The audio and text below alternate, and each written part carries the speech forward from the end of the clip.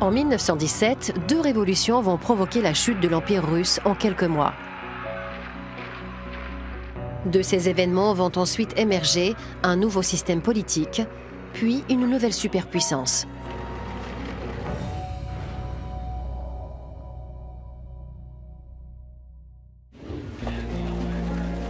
La Russie impériale entre en guerre en 1914.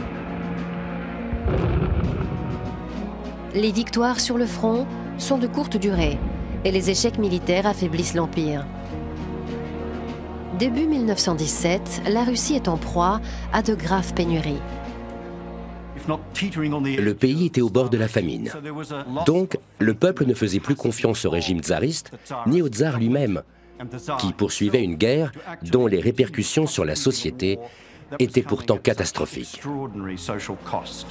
Le 8 mars, les ouvrières d'une usine de Saint-Pétersbourg doivent faire la queue après leur journée de travail pour acheter du pain. Mais les rations sont épuisées. Elles descendent dans la rue pour protester et sont rapidement rejointes par une foule de mécontents. Le soir venu, ils sont 100 000 travailleurs à défiler et à appeler à la grève. 1917, a demonstration in St. Petersburg starts over a simple demand for a higher bread ration, gets out of hand, includes a new demand, transfer of power from the Tsar to an elected parliament. The Tsar reacts in customary fashion, turns his troops loose on the demonstrators, but something goes wrong. La crise s'amplifie et le tsar est contraint d'abdiquer. Cette révolution inattendue entraîne une vacance du pouvoir qu'un gouvernement provisoire mal préparé essaie de combler. L'incapacité de ce gouvernement provisoire à répondre aux inquiétudes qui avaient mené à la chute de l'autocratie a poussé le peuple à se radicaliser. Dans les rues et dans les campagnes. Les conditions sont réunies pour qu'un autre groupe politique essaie de se hisser au pouvoir en Russie. Vladimir Ilitch Lénine, qui observe les événements depuis la Suisse, encourage les sympathisants bolcheviques à tirer avantage de la situation. Le 7 novembre, les bolcheviques armés lancent une attaque contre le palais d'hiver à Saint-Pétersbourg, siège du gouvernement provisoire dont les membres sont arrêtés. Ça s'est passé sans pratiquement aucune résistance. Il y a des images, des tableaux et des films sur la prise du palais d'hiver. Mais en fait, les choses se sont déroulées de façon moins dramatique. En réalité, plus de personnes ont été tuées durant les reconstitutions du film de Sergei Eisenstein. La révolution russe installe au pouvoir le parti bolchevique, qui entame des négociations de paix avec l'Allemagne. Craignant que des opposants se réunissent autour de l'ancien tsar et de sa famille, Lénine ordonne l'assassinat des Romanov. En 1921, l'armée rouge occupe toutes les républiques indépendantes de l'ancien empire de Russie. En 1922, Moscou proclame la création de l'Union des républiques socialistes soviétiques. Le Parti communiste russe détient désormais les pleins pouvoirs. Je pense que presque tous les événements majeurs du XXe siècle ont été d'une certaine façon définis par ce qui a commencé par une révolution à Saint-Pétersbourg en 1917.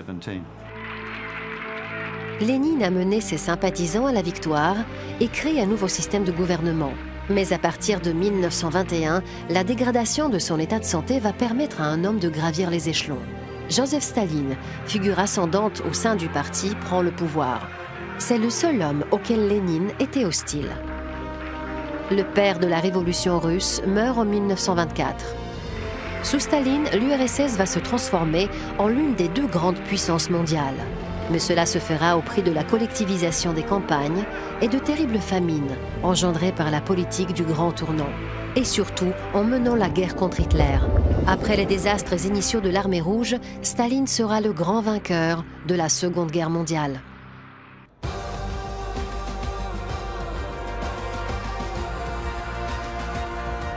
En 1936, le commandement militaire de l'Espagne organise un putsch contre la coalition républicaine au pouvoir. Celui-ci échoue, mais l'armée ne dépose pas les armes et va déclencher une guerre qui aura des répercussions au-delà des frontières espagnoles. L'Espagne n'est une république démocratique que depuis 5 ans, quand la guerre civile éclate. L'histoire utilisera l'étiquette de nationaliste pour désigner les militaires et l'aile droite, et celle de républicain pour désigner les forces loyales au gouvernement. Un bataillon, l'armée d'Afrique en provenance du Maroc, colonie espagnole, va jouer un rôle décisif en se joignant au combat. Il est conduit par Francisco Franco. L'arrivée au pouvoir de Franco a été un exercice de manipulation brillamment orchestré. Il s'est débrouillé pour obtenir le soutien d'une partie des généraux qui sont parvenus à écarter ses rivaux. Et c'est comme ça que Franco a soudainement été proclamé chef.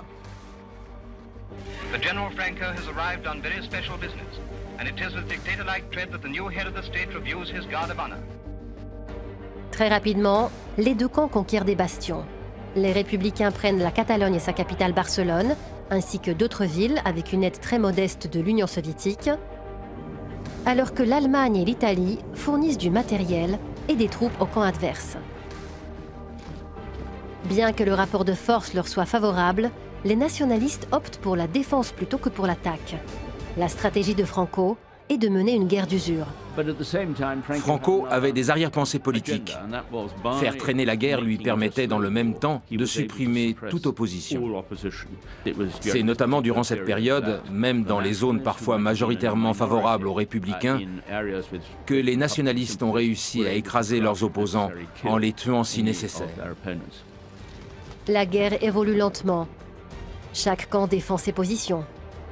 Less than 60 miles divide the fascists from the Spanish capital, where in the Guadarrama mountain range, government troops and militiamen grimly defend the strong points. Le Front populaire est affaibli par ces divisions. Ces différentes factions s'entretuent dans les rues de Madrid.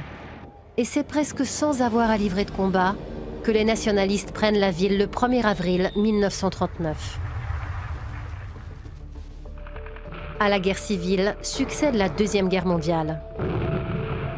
L'Espagne est priée de rembourser ses dettes, quel qu'en soit le coût pour son peuple. Franco savait à la fin de la guerre d'Espagne que le pays était épuisé, et surtout dans une situation économique catastrophique. Il devait une somme colossale à Hitler. Par conséquent, quasiment toutes les exportations espagnoles étaient données à l'Allemagne pour rembourser les armes et les troupes qu'elle avait fournies. La victoire nationaliste de 1939 a anéanti le camp républicain. Il mettra longtemps à revenir dans le jeu politique, même après la mort de Franco en 1975. The ruin of the flourishing town of 75,000 inhabitants shows the cost of revolution. Les années 30 ont été marquées par une guerre idéologique en Espagne. Le secret d'État l'a emporté sur le devoir de mémoire et l'histoire a longtemps retenu uniquement la version des vainqueurs. L'ombre de la guerre civile planera sur l'Espagne pendant plusieurs générations.